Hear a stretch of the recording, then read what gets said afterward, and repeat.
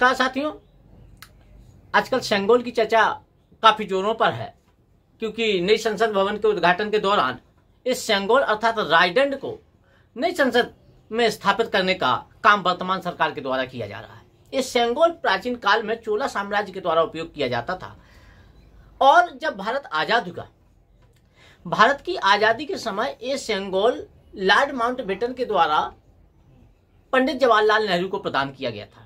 लेकिन पंडित जवाहरलाल नेहरू ने इस सेंगोल अर्थात रायदंड को एक संग्रहालय में रखवा दिया। संग्रहालय में उन्होंने इसलिए रखवा दिया था कि भारत में आजादी के पश्चात राजतंत्र की जगह लोकतंत्र आ चुका था, राजतंत्र समाप्त हो गया और ये सेंगोल अर्थात राजदंड जो था ये राजतंत्र का प्रतीक माना जाता था। तो इस वजह से इसको पंडित जवाहरलाल नेहरू ने एक शोपीस में रखवा दिया कि लोकतंत्र में राजतंत्रात्मक प्रतीकों का क्या काम है।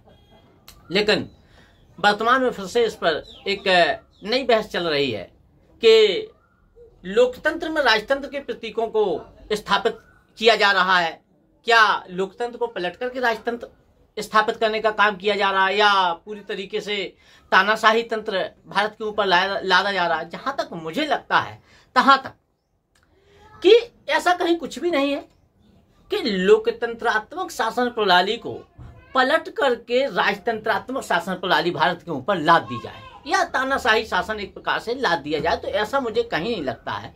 जैसा कि मुझे जान पड़ता है, जो मैं पढ़ा हूं और जो मैंने एनालिसिस की है उसके अनुसार, लेकिन ये अंतिम सत्य नहीं है, उसके अनुसार मुझे ऐसा लगता है कि दक्षिण भारत में बीजेपी का जनाधार काफी कम है।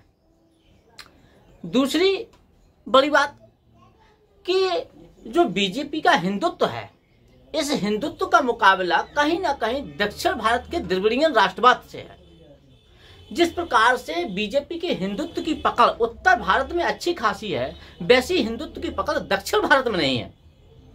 तो कहीं ना कहीं जो दक्षिण भारत का कल्चर है या दक्षिण भारत की जो परंपराएं हैं उनको प्रमोट करके जन भावनाओं को आकर्षित करके जनमत का निर्माण करके कहीं ना कहीं 2024 के चुनाव में उनको भुनाने का काम हो सकता है शायद बीजेपी सरकार के द्वारा किए जाने के मकसद से ही इस सेंगोल को कहीं ना कहीं वहां स्थापित करने का काम किया जा रहा है। सुना तो ये भी है कि संसद भवन के उद्घाटन के दौरान जो पुजारी वगैरह आए हैं वो भी चेन्नई से आए हैं, जबकि क्या उत्तर भारत में पुजारी नहीं है क्या? उत्तर भारत में भी एक से एक बड़े बड़े धर्माचार्य हैं। तो कहीं ना कहीं जैसा मुझे लगता है कि बीजेपी इस का प्रयोग जो दक्षिण भारत का कल्चर है, ट्रेडिशन है, उसको प्रमोट करके जन भावनाओं को अपनी ओर आकर्षित करना चाहती है ताकि 2024 के लोकसभा चुनाव में उसको लाभ मिल सके। अब दक्षिण भारत के 4-5 राज्यों की अगर हम बात करें तो लगभग 130 लोकसभा सीटें हैं और उन 130 लोकसभा सीटों पर दांव खेलना कहीं ना कहीं बीजेपी के लिए एक बड़ी बात है। जैसा कि मैंने कहा कि हिंदुत्व की पकड़ उतनी अच्छी खासी दक्षिण भारत में नहीं है जितनी कि उत्तर भारत में। तो हो सकता है शायद कि ये जो सेंगोल का नई संसद में स्थापित किया जा रहा है, हो सकता है शायद उसका एक ये उद्देश्य हो।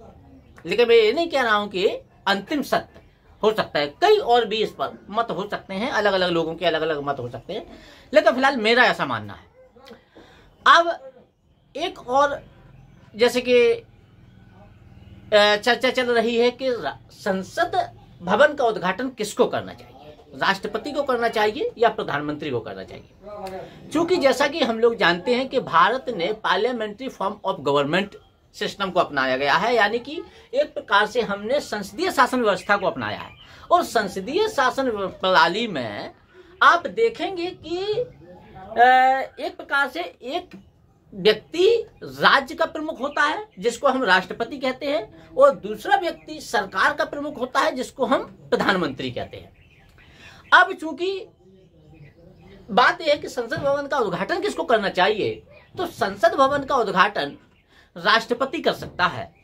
राष्ट्रपति इस परिप्रेक्ष्य में कर सकता है कि चूंकि राष्ट्रपति राज्य का प्रमुख होने के नाते संसद का एक अभिन्न अंग भी है और इस वजह से राष्ट्रपति को एक काम करना चाहिए।